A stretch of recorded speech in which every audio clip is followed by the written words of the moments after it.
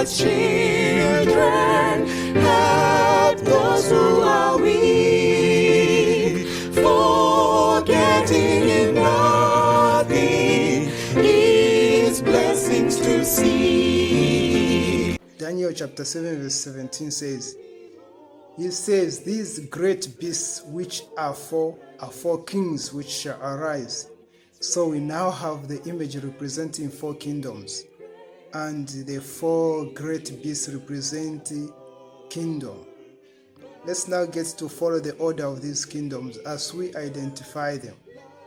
First kingdom, and remember the verse we read, Daniel chapter 7 verse 17 says the 4 great beasts are 4 kings. The word king is used interchangeably with the kingdom. Let's deal with one and one. The first kingdom, already identified in Daniel chapter 2 verse 38, just as an addition in Jeremiah chapter 50 verse 43 to 44. Yeah, we've seen the first kingdom in Daniel chapter 7 is being represented or symbolized by a lion. Jeremiah chapter 50 verse 43 to 44, it says, the king of Babylon hath heard the report of them, and his hands waxed feeble, anguish took hold of him, and he pangs as a woman in travail. Verse 44, behold, he shall come up like a lion. A what? Like a lion from the swelling of Jordan until the habitation of the strong, but will make them suddenly run away from her. And who is a chosen man that I may appoint over her? And who is like me? And who will appoint me the time? And who is that shepherd that will stand before me? Okay, in Jeremiah, what we only wanted to find out is to confirm that the lion represents the kingdom of Babylon. Second kingdom, identity is as represented as in when we look at the second kingdom in Daniel chapter 2, is represented by the arms and the chest of silver. In Daniel chapter 8 verse 4, we find the same kingdom, the second kingdom. Daniel chapter 8 verse 4, I saw a ram pushing westwards and northward and southward, so that no beast might stand before him, neither was there any that could deliver out of his hand, but he did according to his will and became great. This is identified as Medo-Persia. When we go to verse 20, is symbolized by the ram, and in verse 20 now we hear what the ram represents. Verse 20, Daniel chapter 8 verse 20, the ram which thou sawest having 2 horns are the kings of Media and Persia. That's the Bible. Alright, the third kingdom in Daniel chapter 2 is represented by the thighs of brass, so represented as a goat in Daniel chapter 8 verse 5. In Daniel chapter 8 verse 5 is represented as a goat. And as I was considering, behold, an he-goat, yes, a male goat, came from the west on the face of the earth, and touched not the ground. And the goat had a notable horn between his eyes. So this is identified as Greece when we go down to verse 21, Daniel chapter 8 verse 21. And the rough goat is the king of Greece here, and the goat horn that is between the great horn that is between his eyes is the first king. Yeah, so Grecia. I'm using the New King James Version, but when we go to other versions, you will find, that's why I'm showing 2 versions here, so that you see that Grecia is Greece.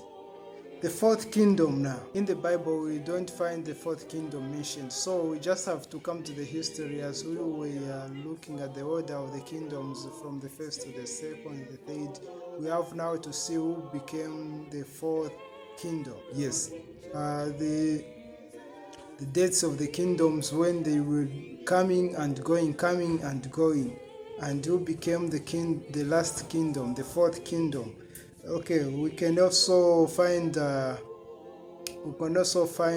witness in the New Testament. When we see the kingdom that came later, it was existing even at the time of Jesus Christ. When we read Luke chapter 2 verse 1. And it came to pass in those days that there went out a decree from Caesar Augustus that all the world should be taxed. Verse 2. And this taxing was first made when Cyrenius was governor of Syria. Verse 3. And all went to be taxed, everyone into his own city. Yeah, this is the Bible record. We have verified that Rome ruled the world, because you cannot tax the whole world when you don't have authority. So Caesar, who was the king of the Rome, we find that he made this decree that the whole world should be taxed. When we quote some of the written materials, we find that the Roman Empire, the title Roman Empire is a result of social conflict. The founding of the Roman Empire was the grandest political achievement ever accomplished. The conquest of Alexander the Great, Charlemagne, and Napoleon seems small compared with the durable structure reared by Julius Caesar and his successor Augustus. In one sense, Julius Caesar, the most wonderful man that Rome or any other country produced, was the founder of the empire. So we just wanted to confirm Augustus Caesar, Julius Caesar, these Caesars which we read from Luke, did they exist as the kings of Rome that the history has confirmed to us? We want the Bible to give us more details about the fourth kingdom. Daniel 2 verse 40. And the fourth kingdom shall be strong as iron, for as much as iron breaketh in pieces and subdueth all things, and as iron that breaketh all these shall it break in pieces and bruise. Daniel chapter 7 verse 7, we find it saying, after this I saw in my night visions, and behold the fourth. In Daniel chapter 2 verse 4, we read that the fourth kingdom. So then chapter 7 verse 7 is also confirmed to say, in my night visions I saw the fourth beast. The name beast represents the kingdom. The fourth beast, dreadful and terrible and strong exceedingly. Mark those words. We found them in Daniel chapter 2 verse 40 when we were reading. It will be strong exceedingly. And it had iron teeth. We found that even in Daniel chapter 2 verse 40, these legs were of iron. Dreadful and terrible and strong exceedingly. And it had iron teeth. It devoured and broke in pieces. Even in Daniel chapter 2 verse 40, we read the last part to say it shall it break in pieces and bruise. Take time to be holy, become in thy soul.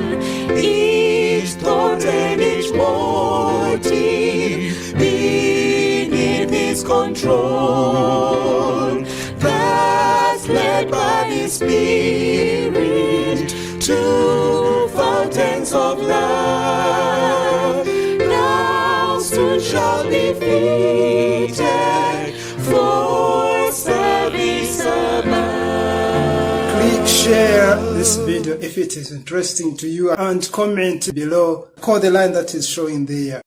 Look at how my heart is pumping. Bye.